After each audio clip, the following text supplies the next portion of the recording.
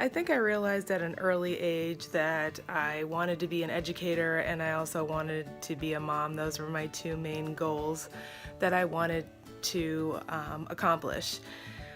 When I was younger, I wanted to always be that person who was the teacher or who always wanted to be the mom and be that loving, caring person. So another time that I realized that I wanted to be an educator, but not only an educator for children, but an educator for special needs kids, was when I was younger. My mom is a bus driver, and at the time, this was many years ago, where kids with special needs went to their own special school.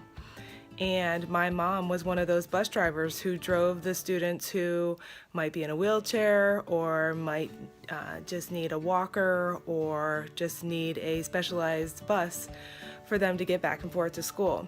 Well, in the summertime, when I didn't have to go to school myself, I rode the bus with my mom, and I loved interacting with the kids that were on the bus.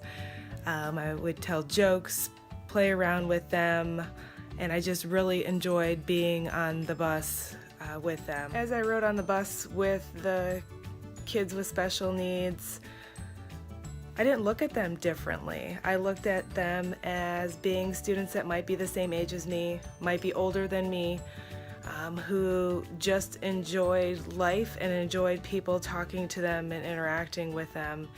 And that was a huge time for me to interact with these kids and to realize how much I enjoyed working with special needs kids.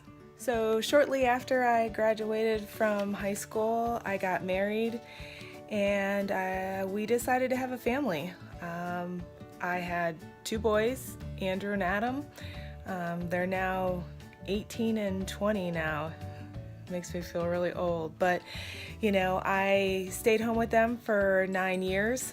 I decided to have a daycare in my home during that time, and I just really enjoyed being home with my kids and also teaching the other kids that came to my home. So after first staying home for 9 years with my kids, they were in school full time, and it was my turn. It was my turn to pursue me becoming a teacher, and especially becoming a special ed teacher.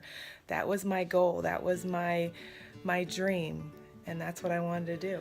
So after being home for 9 years, my kids were in school full time. I decided to go back to school. I wanted to get my teaching degree. I wanted to become a special ed teacher. So I went to school. I did my student teaching. My regular ed placement, I wasn't feeling it.